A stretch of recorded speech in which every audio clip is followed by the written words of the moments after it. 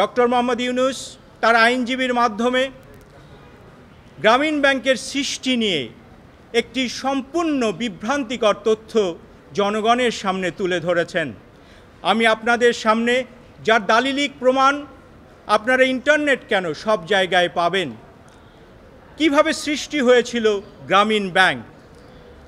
1976 সনে ডক্টর মোহাম্মদ ইউনূস যখন চট্টগ্রাম বিশ্ববিদ্যালয়ের অর্থনীতি বিভাগের একজন শিক্ষক, সেই সময় চট্টগ্রাম ইউনিভার্সিটির, মনে রাখবেন বিষয়টি, চট্টগ্রাম বিশ্ববিদ্যালয়ের অর্থনীতি বিভাগ একটি রিসার্চ প্রজেক্ট নেয়, যেটি ছিল ক্ষুদ্র ঋণ বিষয়। চট্টগ্রাম বিশ্ববিদ্যালয়ের অর্থায়নে জনবলে ছাত্রদের অংশগ্রহণে এই রিসার্চ প্রজেক্টটির দায়িত্ব পালন করেন ডক্টর মোহাম্মদ ইউনূস। আমরা তার অবদানকে অস্বীকার করছি না, কিন্তু তিনি যদি বাকি অবদানগুলোকে স্বীকার করতেন তাহলে বোধহয় এই সমস্যাগুলো সৃষ্টি হতো না। এই প্রজেক্টটি তথ্য যখন তিনি কৃষি মন্ত্রণালয়ের কাছে পরবর্তীতে পেশ করেন, তখন কৃষি মন্ত্রণালয়, আরও একটি কথা আপনাদেরকে জানিয়ে রাখি, ঠিক একই সময় এই বিষয়ে এগ্রিকালচার বিশ্ববিদ্যালয়েও একটি গবেষণা চলছিল, কিন্তু তিনি যখন এটি কৃষি মন্ত্রণালয়কে, সেই সময়ের কৃষি মন্ত্রণালয়কে তিনি যখন দিলেন, তখন তারা এটিকে কৃষি মন্ত্রণালয় নাম দিল। এখানেও একটি গুরুত্বপূর্ণ তথ্য আপনাদের জন্য, এই তথ্য আমরা একটি কথাও বানিয়ে বলছি না, দালিলিক প্রমাণসহ আপনাদের সামনে উপস্থাপন করছি। কৃষি মন্ত্রণালয় এই প্রজেক্টটির নাম দিল গ্রামীণ ব্যাংক প্রকল্প করে, এই প্রজেক্টটিকে পাঠিয়ে দিল বাংলাদেশ ব্যাংকের কাছে। সেই সময় 1978-79 সালের বাংলাদেশের বাজেট কত ছিল জানেন?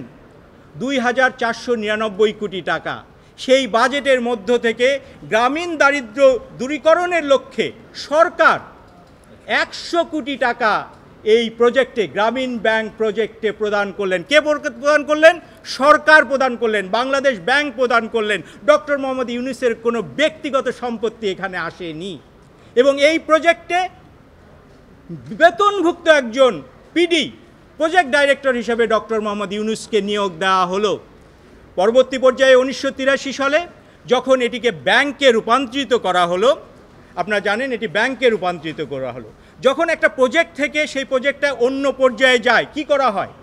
ওনার আইনজীবী দেখেন কি ব্যাখ্যা দিলেন, যে গ্রামীণ ব্যাংক অধ্যাদেশের 37 নম্বর অধ্যাদেশটা আপনাকে পড়তে বললেন।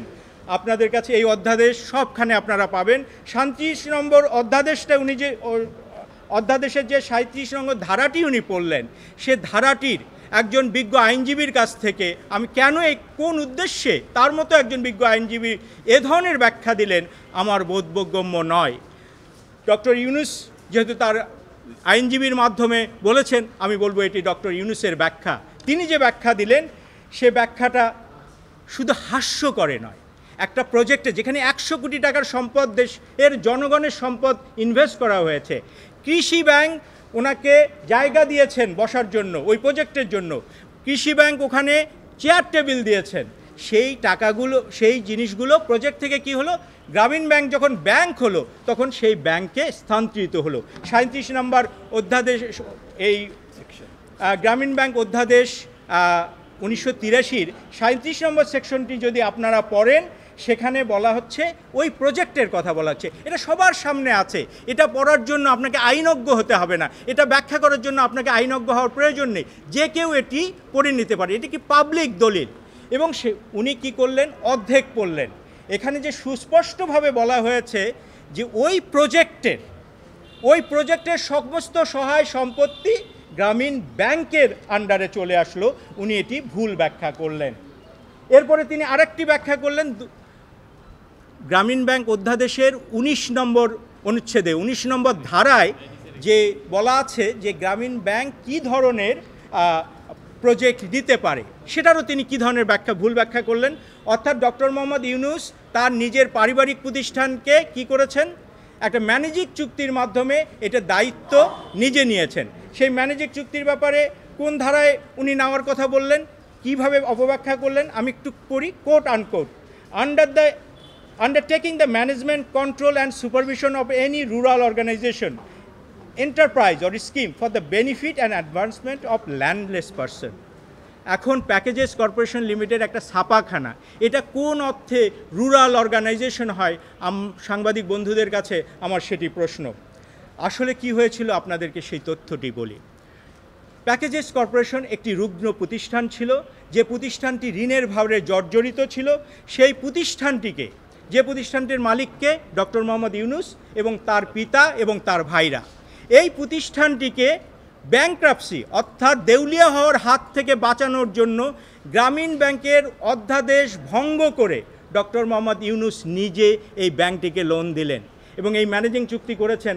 আপনারা ব্যাংক কোম্পানি আইনও যদি দেখেন, সেখানেও সুস্পষ্ট বলা আছে ম্যানেজিং ডিরেক্টর তার কোনো নিজস্ব প্রতিষ্ঠানের সাথে চুক্তি করতে পারে না, লোন মৌকুব করতে পারে না, সুদ মৌকুব করতে পারে না। ডক্টর ইউনূস এগুলো সব কিছুই করেছেন। এবং একদিকে উনি কালকে একটা বক্তব্যে বলেছেন উনি দুঃখ পেয়েছেন, ওনার পরিবারকে আঘাত করা হয়েছে।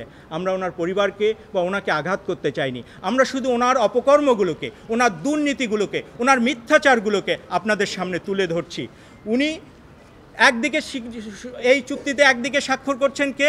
Doctor Mohammad Yunus, managing director Grameen bank. অপরপক্ষে স্বাক্ষর করছেন কে? ওনার পিতা জনাব দুলা মিয়া সওদাগর। উনি প্যাকেজেস কর্পোরেশনের managing director. Doctor Mohammad Yunus আবার প্যাকেজেস কর্পোরেশনের ডাইরেক্টর। এবং আরেকটা জিনিস দেখেন, ওটার উইটনেস হয়েছেন ডক্টর মোহাম্মদ ইউনূস নিজেই। এমন স্বেচ্ছাচারিতামূলক কাজ যিনি করতে পারেন, তিনি কিভাবে বলেন আমরা ওনার পারিবারিক প্রতিষ্ঠানকে কষ্ট দিচ্ছি বা দুঃখ দিচ্ছি? উনি ওনার আইনজীবী আরেকটি কথা বলেছেন, এটি আপনাদের জন্য মানে খুবই মজার হবে। আমরা আশা করি আপনারা একটু এ ব্যাপারে ইনভেস্টিগেটিভ জার্নালিজম করবেন। কারণ উনি বলেছেন যে ওনার আইনজীবীর মাধ্যমে উনি যেটা বলেছেন যে প্যাকেজেস কর্পোরেশনকে উনি গ্রামীণ ব্যাংকে দিয়ে দিয়েছেন। ভাই, যদি আপনি আমাকে কিছু দিয়ে দেন তাহলে এটা তো গ্রামীণ ব্যাংকের মালিকানায় থাকতে হবে। গ্রামীণ ব্যাংকের মালিকানায় থাকলে দলিল দিয়েছেন, দান করলেও তো দলিল দিয়েছেন, দখল দিয়েছেন। প্যাকেজেস কর্পোরেশনের লিমিটেডের নাকি 2 বিঘা জমি, একটা দোতলা বিল্ডিং এবং একটা পুকুর উনি গ্রামীণ ব্যাংকে দিয়েছেন। আমরা হলফ করে বলতে পারি, আমাদের কাছে তথ্য উপাত্ত নিয়ে বলতে পারি, এ ধরনের কোনো দখল আমাদের কাছে নেই, অর্থাৎ গ্রামীণ ব্যাংকের কাছে নেই।